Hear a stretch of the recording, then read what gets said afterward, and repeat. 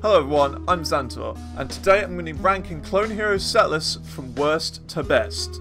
This doesn't include track packs or the CS monthly packs, as well as my own setlist called Antihero, because of course, Antihero is obviously the best of them all. If you happen to enjoy this video, remember to like, comment and subscribe, and follow me on Twitch for more Clone Hero content. Also, if you don't agree with my list, let me know what your list would be down in the comments.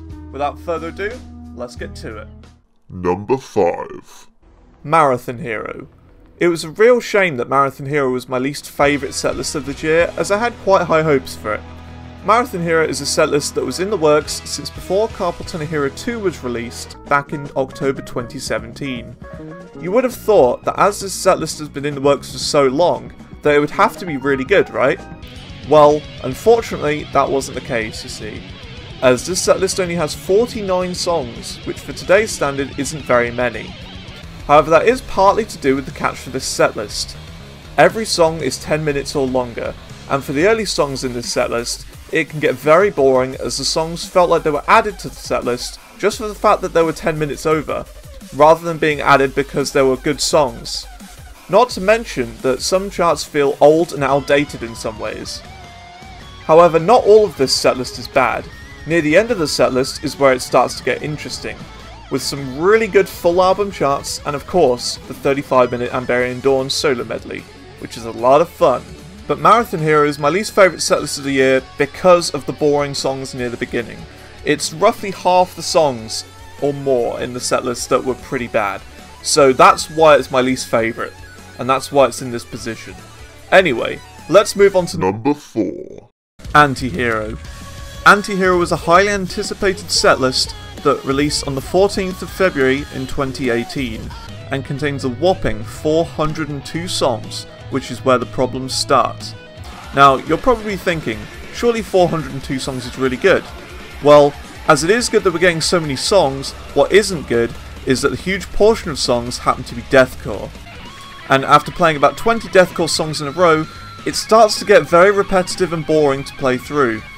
The problem is that there isn't enough variety to keep the interest of the regular player. However, all the songs are very well charted and well placed in terms of difficulty, and what the setlist is really good for is beefing up and adding a bunch of metal and deathcore songs to your setlist.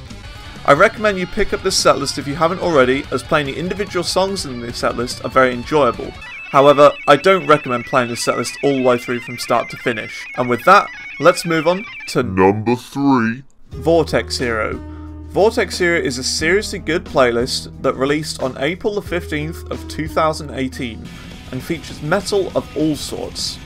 And I'm surprised I had to put this setlist in third place as it was originally my number 2. This setlist contains open notes, and lots of them, which is a good thing as loads of people are still not used to playing them or find them awkward to play.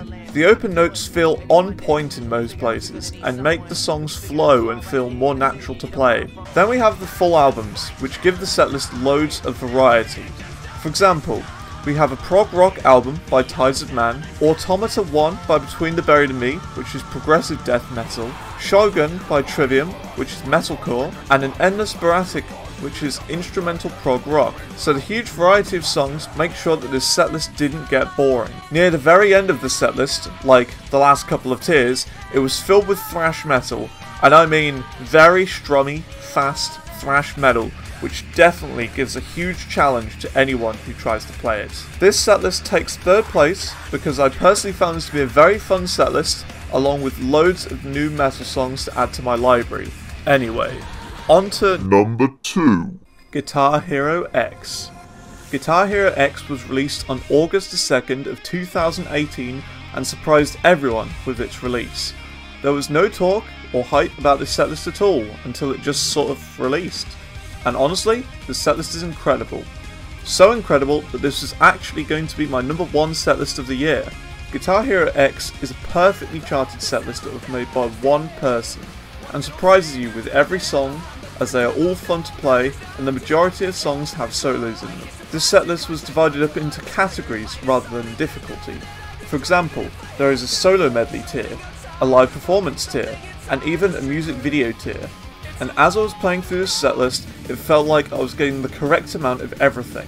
Though that is where my problem begins. The setlist starts with metal ballads, which for a setlist I was really hyped to play, it felt a little slow to start playing, and then it really picked up in tier 2 and beyond. This setlist is no joke, it is brutally difficult in places and will almost destroy your hands.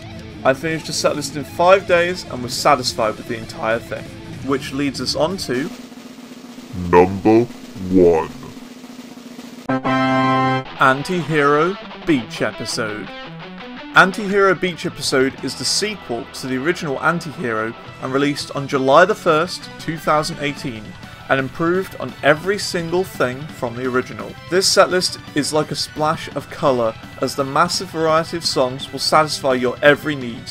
With its addictive and relevant song choices, it truly has something for everyone. Just take tier 2 for example.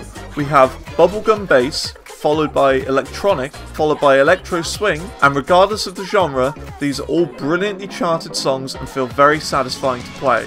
And just like Guitar Hero X, this setlist is sorted in a different way to normal, being sorted in the main colour of the album art instead of difficulty, which means you could be playing a really easy song next to a really difficult song. It is also filled with brutally difficult songs and solo medleys, which will make you come back to Antihero Beach Episode time and time again just to play the solo medleys. And there we have it! Antihero Beach Episode ends on top. I just want to give a couple of honourable mentions as they didn't really qualify for this list for some reason. Firstly is the Gametal track pack, which I've heard very good things about. However, it wasn't on this list because it was a track pack and not a set list, and it doesn't really apply to it. Then we have Antihero, which is a big set list made by me and Revelsa, and putting it on this list would kind of be, I don't know, I'd be biased towards it, which is why I haven't put it on this list. It is a good set list though, don't worry. It's just, yeah, biased. I'm biased towards it. Anyway, that's all for this year. I hope to do the same sort of video for next year's setlists, and we'll see which one crowns the best setlist of the year award then. Thanks for watching, I'll see you soon. Goodbye.